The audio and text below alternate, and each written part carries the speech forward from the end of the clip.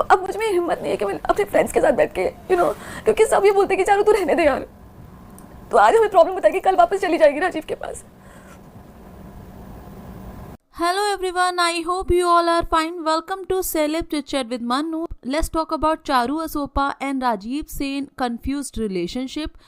सो guys, जिन लोगों को नहीं पता उन्हें बता दूं कि चारू एंड राजीव दोनों ही हस्बैंड एंड वाइफ हैं, जो कि कभी सेपरेट हो जाते हैं, कभी साथ में आ जाते हैं, कभी ये लोग डाइवोर्स का डिसीजन ले लेते हैं, कभी साथ में ट्रिप करते हैं, जिस वजह से इनके व्यूअर्स, इनके फैंस बहुत ज़्यादा कंफ्यूज हो चुके हैं। एंड गाइस, काफ़ी सारे लोगों को ये भी नहीं पता है कि चारू की पहली शादी तब हुई थी when she was only 19 and जब वो इंडस्ट्री से बिलोंग भी नहीं करती थी। सो उस टाइम पर वो राजस्थान में रहती थी अपनी फैमिली के साथ एंड केवल 19 के एज में ही उनकी शादी हो गई थी। हालांकि दोनों हस्बैंड एंड वाइफ के बीच स्टार्टिंग से ही काफ़ी सारी मिसअंडरस्टैंडिंग्स थी। इस वजह से दोनों ने 2016 में डाइवोर्स ले लिया था, जिसके बाद उन्होंने टेलीविजन में अपने करियर की शुरुआत की एंड यहाँ पर उनकी मुलाकात हुई थी टेलीविजन एक्टर नीरज मालविया से, जिनके साथ कुछ मंथ तक रिलेशनशिप में रहने के बाद इन दोनों ने एंगेजमेंट कर ली थी। हालांकि ये रिश्ता भी अच्छा नहीं चला एंड शादी होने के केवल 10 दिन पहले ही उन दोनों ने ब्रेकअप कर लिया था एंड इस चीज़ को लेकर काफ़ी ज़्यादा कंट्रोवर्सी भी क्रिएट हुई थी, जिसके बाद उन्होंने राजीव को डेट किया एंड बहुत कम टाइम में ही इन दोनों ने शादी कर ली थी, दोनों फैमिलीज़ की रजामंदी से। हालांकि शुरुआत से ही शादी बिल्कुल भी अच्छी नहीं थी। शादी के दूसरे दिन से ही दोनों के बीच में प्रॉब्लम्स आने लगी थी, पर गाइस शादी हुई है तो काफ़ी सारी चीज़ें एक दूसरे की एडजस्ट करनी पड़ती हैं। इसी वजह से ये शादी चल रही थी। जैसे तैसे 3-3.5 साल चारू एंड राजीव साथ में रहे, पर उसके बाद चीज़ें टॉलरेट करना बहुत ज़्यादा डिफ़िकल्ट हो गई थी। तो चारू ने डिसाइड किया कि वो सेपरेट हो जाएंगी। हालांकि राजीव तो उस टाइम तक श्योर नहीं थे डाइवोर्स के लिए, पर गाइस फिर भी डाइवोर्स का डिसीजन ले लिया गया था। सारी चीज़ें पूरी तरह से फाइनलाइज थी। इन लोगों को केवल कोर्ट में जाकर साइन करने थे। उस वक्त इन लोगों ने डाइवोर्स का डिसीजन चेंज कर लिया एंड एक बार फिर से अपने रिश्ते को चांस देने की कोशिश की। सो ऐसा इन लोगों ने 1-2 बार नहीं बल्कि काफ़ी बार किया है। और इनकी पर्सनल लाइफ पब्लिक तब हुई जब उन्होंने खुद ही आकर इंटरव्यूज़ दिए, पॉडकास्ट किए, देन लोगों ने अपने अलग अलग ओपिनियंस भी दिए थे इस मैटर के ऊपर।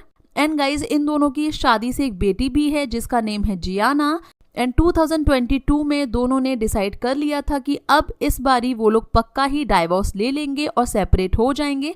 एंड गाइस, चारू के पास टीवी करियर तो नहीं बचा था बिकॉज अकॉर्डिंग टू चारू उनका टीवी करियर अपनी शादी को संभालने में पूरी तरह से खत्म हो गया बिकॉज राजीव को ट्रस्ट इश्यूज थे, जिस वजह से वो उन्हें ऑडिशंस में भी नहीं जाने देते थे। सो कहीं ना कहीं इंडस्ट्री से तो कनेक्शन खत्म हो चुका था चारू का, जिसके बाद उन्हें अपनी बेटी के लिए कुछ करना था तो उन्होंने यूट्यूब का रास्ता चुना। काफ़ी लंबे टाइम तक तो इन दोनों ने एक दूसरे से इंटरेक्ट नहीं किया, पर जैसा कि इन दोनों के साथ में एक बेटी भी है जियाना, सो कभी कभी उससे मिलने के लिए राजीव एंड चारू दोनों साथ में मीटिंग करते थे एंड कभी चारू उनके घर जाती थी, कभी राजीव उनके घर आते थे। हालांकि आज की डेट में उन दोनों का डाइवोर्स हो चुका है एंड चारू ने कई बारी ऐसा इंटरव्यूज़ में कहा है कि वो राजीव से वापस से कांटेक्ट नहीं करना चाहती हैं और वो काफ़ी ज़्यादा इमोशनल भी हो गई थी कई बारी राजीव के बारे में बताते बताते। हालांकि लोगों ने कई बारी ऐसा भी बोला कि वो सिंपैथी ले रही हैं और वापस से राजीव के पास चली जाएंगी, पर गाइज ये उनकी पर्सनल लाइफ की चीज़ें थी जो कि उन्होंने खुद ही पब्लिक की थी। उसके बावजूद भी वो राजीव की फैमिली के साथ ट्रिप्स प्लान करती हैं, जिसको देखकर व्यूअर्स काफ़ी ज़्यादा शॉक हो जाते हैं और कई बारी कंफ्यूज भी हो जाते हैं कि आखिरकार इन दोनों का रिलेशनशिप ऐसा क्यों है। डाइवोर्स के बाद कोई अपने एक्स हस्बैंड से इतना नॉर्मली कैसे मिल सकता है या फिर कोई अपनी एक्स वाइफ से इस तरह से फ्लर्ट कैसे कर सकता है। सो गाइज, अभी न्यू ईयर के टाइम पर भी ये लोग दुबई में थे। इनकी फैमिली ट्रिप थी जहां पर इन लोगों ने न्यू ईयर इवनिंग एंजॉय की थी। एज यूजुअल जैसे ही चारू ने पिक्चर्स पोस्ट की ऑन इंस्टाग्राम राजीव के साथ में, कमेंट्स आने लगे लाइक आप लोगों ने डाइवोर्स को मजाक समझ रखा है, आपने अपनी बच्ची की लाइफ भी स्पॉइल कर दी है, आप लोग काफ़ी ज़्यादा कंफ्यूज हैं। सो गाइस, इस सारे मैटर को काफ़ी ज़्यादा स्टडी करने के बाद, काफ़ी सारी चीज़ें देखने के बाद मुझे तो एक ही चीज़ पर्सनली फील होती है, वो ये है कि इन दोनों की शादी बिल्कुल भी अच्छी तरह से इसलिए नहीं चली बिकॉज इनका डेटिंग पीरियड काफ़ी कम था। जी हाँ गाइस, इन दोनों ने एक दूसरे को केवल और केवल 4 महीने के लिए डेट किया था, जिसमें भी वो आपस में ज़्यादा नहीं मिलते थे, और जब मिलते भी थे तो केवल और केवल 1 घंटे के लिए मिलते थे। तो उस टाइम पर ऑब्वियसली इन दोनों ने एक दूसरे के बिहेवियर को उतना अच्छे से नहीं जाना था, एंड जैसे ही शादी हुई दोनों को साथ में एक ही रूम में रहना पड़ा, तब जाके पता लगा कि कैसा किसका बिहेवियर है। बिकॉज डेटिंग पीरियड जब ज़्यादा नहीं होता है तो ऑब्वियसली शादी ही एक डेटिंग पीरियड बन जाती है, क्योंकि दोनों को एक दूसरे को समझने में ही काफ़ी टाइम लग जाता है।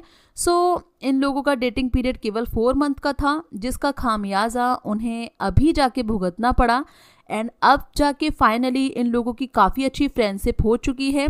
वो भी केवल अपनी बच्ची की वजह से ये लोग टाइम टाइम पर साथ में ट्रिप्स प्लान करते हैं, बिकॉज वो लोग चाहते हैं कि एक हेल्दी रिलेशनशिप डेवलप करा जाए। हालांकि काफ़ी सारे लोग ऐसा कहते हैं कि आप लोग वापस से शादी कर लीजिए, वापस से एक कपल बन जाइए, तो इस चीज़ को लेकर तो इन्होंने श्योरिटी नहीं दी है। सो गाइस, आप लोग के क्या व्यूज़ है इसके ऊपर, please let me know in comment section. If you like this video then please hit the like button, do subscribe to my channel for more interesting videos, press the bell icon to never miss any update.